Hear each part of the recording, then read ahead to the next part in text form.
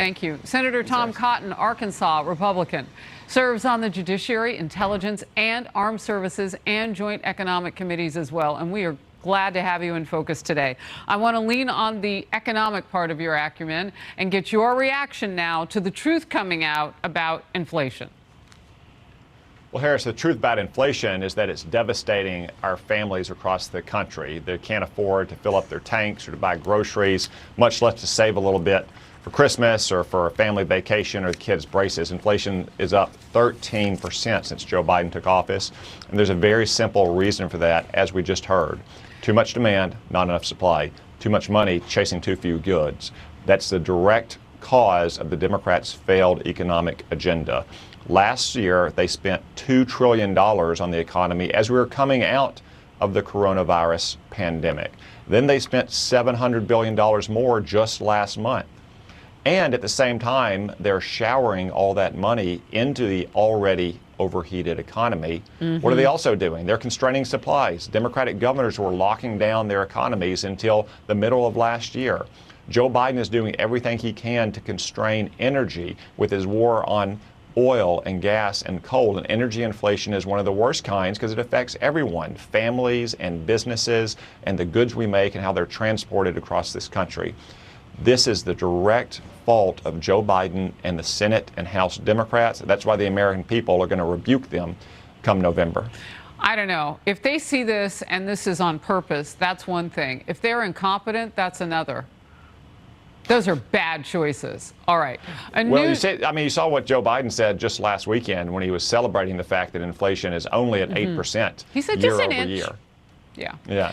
A new DHS Inspector General report now shows that Border Patrol headquarters ordered agents not to assign alien numbers to about 138 illegal immigrants. That meant that they could move around the country with no monitoring. And the move was to speed up processing at overcrowded facilities. But without those numbers, those monitoring, tracking numbers, there's no way to know where those illegal immigrants are. Now Republican senators are asking DHS for the addresses of the people who are in America who've been given a notice to appear before an immigration judge. That's a lot of detail. The senators writing, quote, "Sanctuary city policies are dangerous and threaten public safety. These policies allow dangerous, violent criminal aliens to walk free without fear or of deportation." The Democratic mayor of El Paso says moving migrants out of border communities is really nothing new. It became very public when it became political. And I think it's important when we're talking about this morning that we take the politics out of this and understand that we have a lot of people coming across into El Paso, but they're not coming to El Paso, they're coming to the United States. And it's important that we sit there and look and see where they want to go. There's a big difference. What's your reaction to this latest news? Well, it's very troublesome, but it's pretty much of a piece with what Joe Biden has been doing for 2 years. Since he took office, we have 5 million illegal aliens who have entered our country, and we know where almost none of them are, whether they get one of these tracking numbers or not. All we do is send them into the interior of our country and say, pretty please report for a hearing at some point in the future. You know, whether it's Joe Biden's government, whether it's the Democratic mayor of El Paso, whether it's Republican governors, it's really unfortunate that we have migrants boarding buses and planes and going north into our country. Joe Biden should be putting them on buses and planes and sending them south, back to their own countries. Well, they were putting them surreptitiously to states like Tennessee. Senator Marsha Blackburn told me that these flights with minor children were landing in her state and other places across the country. So Democrats are disingenuous and flat out lying if they say that they have a problem with people being bused and flown and all of that, because they've done it too. I recently visited the border, and a lot of the visuals that you'll see during this program are from my recent visit. And it was just last weekend. I talked with the president of the Del Rio sector for the National Border Patrol Council, and I asked him this question. Have you spent any time with Secretary Mayorkas? I have. The reality is he, just like everyone else on the cabinet, are not going to do anything that the president doesn't tell him to do. So, you know, I think he could help influence it. I don't know what sort of pressure he's putting or pushing back toward the White House. I don't know. They are really caught in the middle. They're told, don't take numbers for these people, don't do everything, because there are too many of them, but by the way, we're going to hold you accountable. Yeah, the brave men and women of the Border Patrol or Immigrations and Customs Enforcement are not being permitted to do their jobs. It's kind of like mayors who are not allowing police across the country to do their jobs. These men and women in Border Patrol and Immigration and Customs Enforcement signed up to enforce the law, to protect our border, to defend our sovereignty, and Joe Biden won't let them do it. And make no mistake, what you saw at the border, what I saw at the border last year when I traveled there, it's not an accident. It's not an unintended consequence. It's not bad luck. It's what Joe Biden and the Democrats want. It's what they campaigned on. It's the deliberate policy that they have chosen by design. And that's why the American people are going to vote them out of office in November. Well, I tell you, those numbers in that Del Rio sector, which are the most porous parts and biggest numbers along our 19-plus hundred miles of border, they are eye-popping.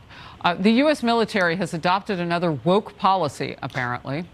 Fox obtained new training curriculum for the U.S. Air Force Academy in Colorado, and cadets were told to stop using gender-specific language like mom and dad, boyfriend and girlfriend, and use more inclusive words instead. What would that be? It comes as the Department of Defense is sounding the alarm on plummeting recruitment. I can't wait to get into this with you. Let's watch. The department anticipates we will collectively miss our annual recruiting mission despite assessing more than 170,000 remarkable young men and women.